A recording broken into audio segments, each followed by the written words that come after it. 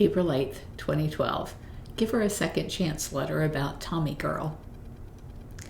On March 5th, we got a call from the Florida Wildlife Commission asking if we could help a blind bobcat that had been reported by the manager of the Cemex Mine. His name is Tommie, and he loves the wildlife that calls his land a sanctuary. He knew there was something desperately wrong with this little kitten from the first day he saw her, which was about 2 weeks before. We made arrangements to drive up to the mine on March 6th to set a humane trap because the kitten had not been seen since February 27th. Jamie and I drove up with the trap, nets, carrier, and bait for 4 days, and Tommie Deaner agreed to check and set the trap daily.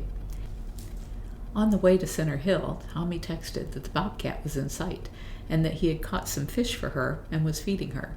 Jamie texted back to stop because traffic had us running a half hour late. Since there was no way to get fish away from a starving bobcat, Tommie improvised and got a box out of the trash to trap her in. When Jamie and I drove up, we were waved to the scene by the Cemex staff. When we saw the box, we were thrilled at the prospect of not having to chase a bobcat all over the place. The problem was that the box didn't have a bottom. We slid a piece of plywood under the box, like you would pick up a spider with a cup and cardboard, according to Jamie, and then put the whole thing in the van. The plan was to shift her from the box to the carrier inside the van, so that if the bobcat escaped, she was at least trapped in the van with us. Well, that part wasn't very appealing, but it was better than the risk of losing her and having her starve to death. If you have never seen Jamie net a cat, you haven't seen art in motion. Quicker than a blink, she had her in the net and backed up to the carrier door.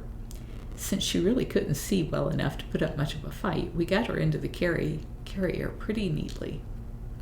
She growled for a while, but the belly full of fish and the swaying motion of the van for an hour and a half put her right to sleep. She is tested negative for all of the major cat killers, except her toxo test, which is still pending. She is suffering from starvation, blindness, and parasites, and is being treated with the hopes that she will regain her sight as she improves. She has seen an eye specialist, and she thinks there is hope for restoring her sight. Another blind bobcat kitten rescue.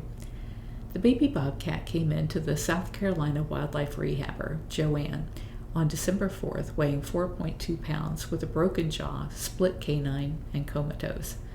They figured he had been hit by a car but couldn't believe that he survived. After he woke up from the coma, he was pretty loopy, but they figured the impact had done brain damage. They had to wire the jaw shut, tube feed him, and remove the broken canine. He is still only 5.7 pounds, but is eating solids on his own and doing much better despite walking into walls and getting stuck in corners.